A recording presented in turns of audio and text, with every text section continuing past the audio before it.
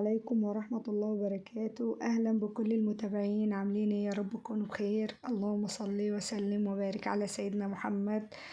معاكم نورة من قناة يوميات وأكلات نورة. النهاردة إن شاء الله هنسيح سمنة كده، زبدة كده مع بعض. هنعملها بطريقة حلوة كده، وازاي تبقى مرملة ونحتفظ بيها عشان نعمل بيها بقى الحلويات والحاجات الحلوة بقى والأكلات في رمضان إن شاء الله. هنقول كل حاجة بالتفصيل. ما تنسيش تحطي لايك للفيديو واشتراك لسه أول مرة تشوف القناة. أول حاجة خالص، ده طبعا أنا كان عندي 3 كيلو من السمنة الزبدة الجاموسي، وشلت منهم حوالي نص كيلو. كانت معمولة صغير كده يعني، شلتها على جنب، هحتاجها في حاجات يعني تانية. واستخدمت حوالي 2 كيلو ونص. طبعا هنحطهم كده. انا فضيتهم في الحلة كده، حلة تكون انا طبعا بعد ما حطيتهم في الحلة دي هتشوفوا دلوقتي ما شاء الله يعني الكمية بتاعتهم زادت. فبدأوا يفوروا من الحلة وكده. فطبعا انا كده اهو حطيتهم على النار وابتديت اقلب فيهم كده لحد ما الكمية كلها تسيح خالص معانا. وهي طبعا لها انا كنت نزلت فيديو قبل كده، هي لها مستويات كده في السوا. ده طبعا اول مرحلة خالص بتبقى عاملة رغاوي كتير زي ما احنا شايفين كده بالظبط. انا مقربة لكم الكاميرا عشان تشوفوها، كمية رغاوي رهيبة.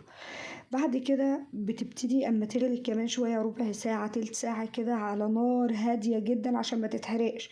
بتبتدي الرغاوي تقل تقل وينزل قطع اللبن اللي موجودة داخل السمنة، بتنزل تحت في قاع الحلة. بس لسه طبعا ما بتكونش لسه استوت تمام ولا اي حاجة من الحاجات دي. طبعا انا حطيت على على ال2 كيلو ونص من السمنة، حطيت عليهم نص ازازة زيت، يعني نص كيلو من نص لتر من الزيت اللي هو زيت عباد او زيت ذرة. انا حطيت زيت ذرة بس يا ريت يكون صابح لسه. يعني مش صابح، اللي هو الزيت يكون لسه جديد، ما يكونش مركون مثلا عند البقال وانتوا رحت اشتريتيه بقى لونه غامق. يكون لسه جديد عشان يديك الترميله والريحه التحفه جدا. بعد طبعا ما السمنه استوت كده وبدا المرتة اللي هي في القاع تاخد اللون الذهبي الفاتح زي ما انتوا شايفين كده.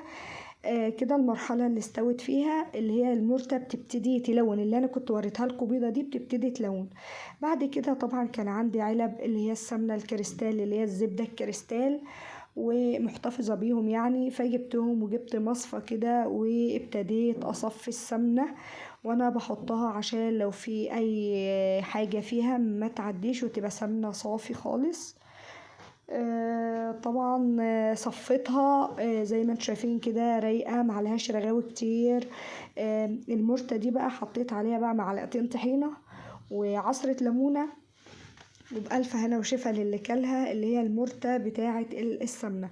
طبعا عملت معايا علبتين اهمت، ما شاء الله ما شاء الله، علبتين مليانين.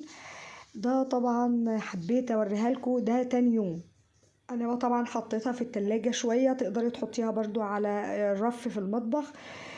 حبيت اوريها لكم تاني يوم لما جمدت في التلاجة. شايفين الترميلة تحفة تحفة تحفة، ترميلة حلوة عشان احنا حطينا نص ازازة زيت على ال2 كيلو ونص وهي بتستوي. الترميلة بتاعتها حلوة جدا، وربنا يحسن ما بين ايديكم، ورب الطريقة تعجبكم وتعملوها. وده شكلها طبعا بعد ما اتلجت. دلوقتي بقى نقدر نستخدمها بقى في الحلويات وفي كل الحاجات الحلوة بتاعة رمضان. كل سنة وانتوا طيبين، ويا رمضان كريم ويعودها عليكم الأيام يا رب بخير. السمنة مرملة اهي ما فيهاش ولا غلطة.